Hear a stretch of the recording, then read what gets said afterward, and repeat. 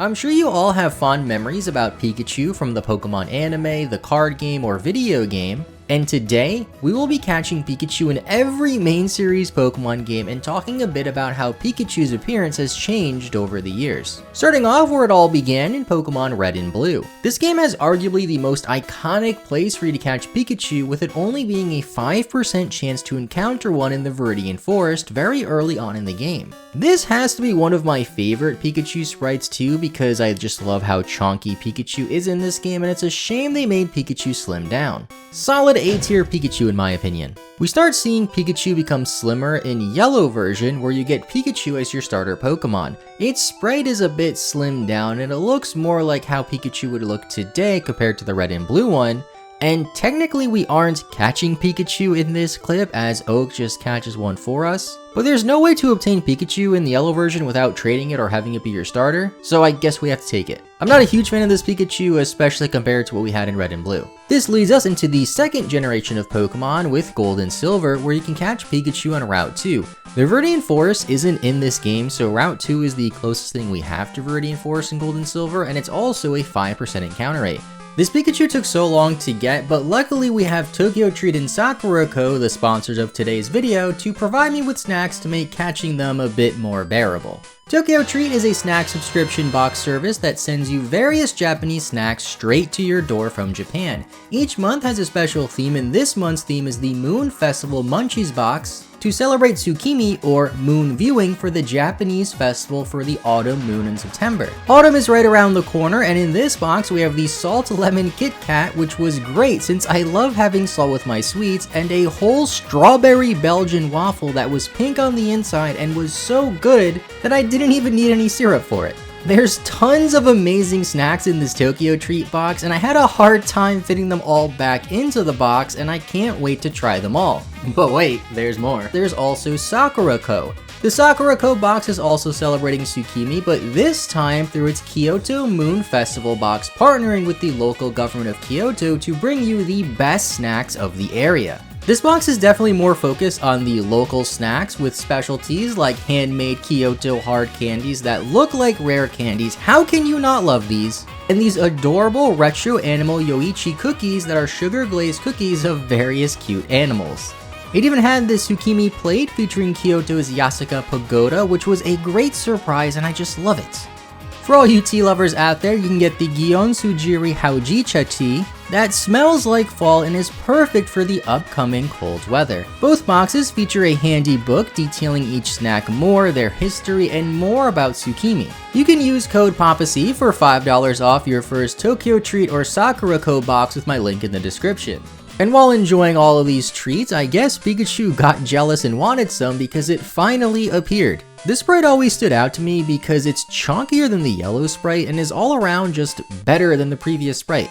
I guess this video is inadvertently turning to just me ranking every single Pikachu sprite in a tier list and a bit of a history lesson, so I'll place this Pikachu in S tier. Every Gen 2 game does have a slightly different Pikachu though, but they're all so similar. I'd say I like the silver one or maybe the gold one the best, but they all have their own charm, and in Crystal version, Pikachu even does this little dance. You catch Pikachu pretty much the same way you do in Crystal version as Gold and Silver, except now you can also find Pikachu in the Celadon Game Corner if you really want to get it that way. Wow. As we leave the Game Boy behind, we advance to the Game Boy Advance with Pokemon Ruby and Sapphire. Pikachu can only be caught in the Safari Zone in this game, located near Lily Cove City. It's pretty late in the game, which is unfortunate, and we need the Pokeblock case to enter it, so we gotta go back and pick that up in Slateport City. Pikachu is found in the grass closest to the entrance of the Safari Zone here, and you can see Pikachu still has a bit of that chunkiness in this game, which is a plus. I'd say it's better than the yellow sprite, but not quite as good as the Generation 1 or 2 sprite, so I'd place Pikachu in B tier to sort of act as our benchmark for a great Pikachu or a okay Pikachu if you're below it. Pikachu's Pokedex entry in Ruby and Sapphire also says how whenever Pikachu comes across something new, it blasts it with a jolt of electricity. I didn't think Pikachu would be so violent, but here we are. For Fire Red and Leaf Green, not much has changed in terms of Pikachu's sprite, but I decided to catch one in the power plant this time since you can catch one there too instead of just Viridian Forest. I don't have much else to say about this Pikachu, so let's just start up Emerald version and go to the Safari Zone again to get Pikachu after getting the Pokeblock case again, but this time it's in Lily Cove City and not Slateport City since they moved it over there for some reason. We also still catch Pikachu in the Safari Zone here, but now in Emerald version, the Pokemon sprites do a little dance, making this sprite slightly better than the other GBA Pikachu sprites. That ends the entire Game Boy era of Pokemon, so now let's move on to the DS where we have double the screens and double the games. Well, we don't really have double the games, but we do have to catch Pikachu in Diamond and Pearl. We can find it in the Trophy Garden here, which is located behind the Pokemon Mansion. It's apparently a special area where rare Pokemon can come to visit. However, it's rumored that rare Pokemon don't visit on their own and the owner of the mansion just pays to transport these Pokemon over here to make it seem more cool than it really is. Works out for us though, I guess, since one of these rare Pokemon have to be a Pikachu, and this is where Pikachu really started to slim down.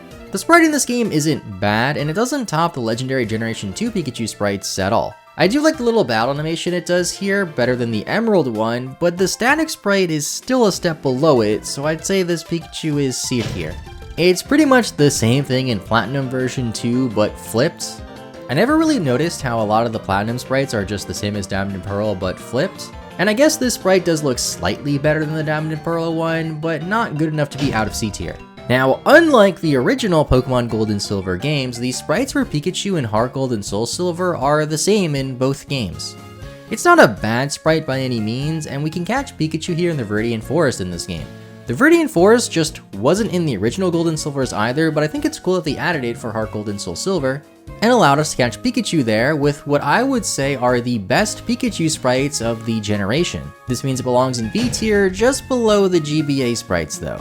Next up is Pokemon Black and White, and we can't catch Pikachu in these games, and the same goes for Black and White too. Sprites are the same for all the Generation 5 games, and although it is very similar to the Platinum sprite, I do like these sprites a bit better. Maybe it's because unlike the previous Pokemon games, the Generation 5 sprites are just constantly moving instead of only moving when they're just being sent out, but I would say it's a solid bump up to A tier for this sprite. On to Generation 6 with Pokemon X and Y, and there's a couple of ways to catch Pikachu in this game.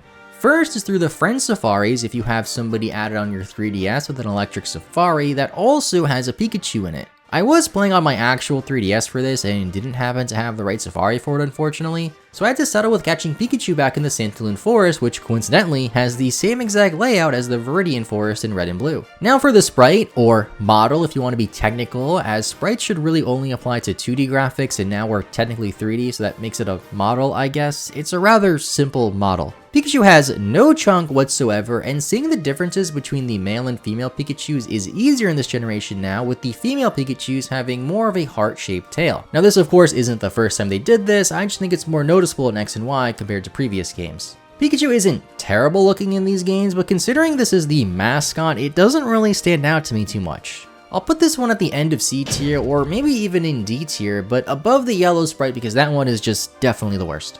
Then Omega Ruby and Alpha Sapphire, Pikachu looks exactly the same as X and Y, getting a little tired of this Pikachu to be honest, and we catch one in the Safari Zone again.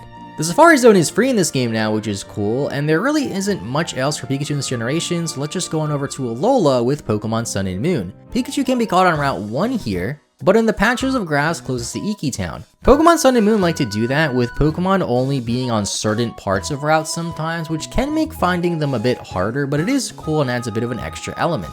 The way I end up getting Pikachu here though is through SOS chaining after finding a Pichu, another feature I forgot about that was in Sun and Moon. I know this was a popular method for shiny hunting back in the day, and after 4 or 5 chains, we finally get a Pikachu, which looks identical to how it did in X and Y and Omega Ruby Alpha Sapphire. We catch it after a few tries, then I take Sun and Moon out of my 3DS for Ultra Sun and Ultra Moon. Well, in my case, just Ultra Moon, because that's the version that I have completed. And we can SOS chain Pikachu in this game, just like how we did in Sun and Moon, but I decided to get Pikachu a different way. What we can do is scan this QR code, also forgot about this feature, then go to the Pikachu Valley and get an Ash Cat Pikachu from this person over here. Generation 7 has a ton of these capped Pikachus, and even in Generation 6 there's some cosplay Pikachus that have different costumes too. I'd put all these special Pikachus above the regular ones in their respective games since they are a bit cooler, but the Libre Pikachu one is the best one and worthy of S tier up there with the Gold and Silver sprites. I guess we technically didn't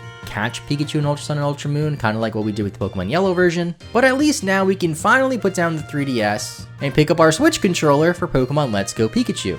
I then immediately put down my controller since I forgot I can't use my GameCube controller for Let's Go Pikachu and Eevee, and I have to just use a single Joy-Con. We can find Pikachu here in the Viridian Forest, and since we can see Pokemon in the overworld in this game, it's a bit easier to find Pikachu than some of the previous games. Pikachu in this game does look pretty similar to its Generation 6 and 7 sprites, but I feel like this one is a bit cuter and higher resolution. Maybe it's the colors or the shading, I don't know. So I'll rank this one above the previous 2 generation Pikachus and at the top of B tier even, which is quite the jump I guess, but still not enough to top the amazing Pikachu from Pokemon Gold and Silver. In Pokemon Sword and Shield, we also have Pokemon in the overworld that we can see, and there's a few places we can find Pikachu between the main games and the DLC even, but I just go for finding Pikachu on Route 4, which is near Holbury towards the start of the game. We can find Pikachus running around here, and unlike on the previous games, we don't have to use motion controls to catch it this time.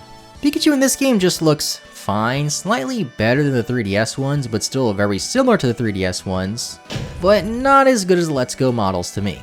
Now there is, however, another Pikachu in this game, sort of, in Gigantamax Pikachu. Now this is the true rival to the Generation 2 Pikachu sprite.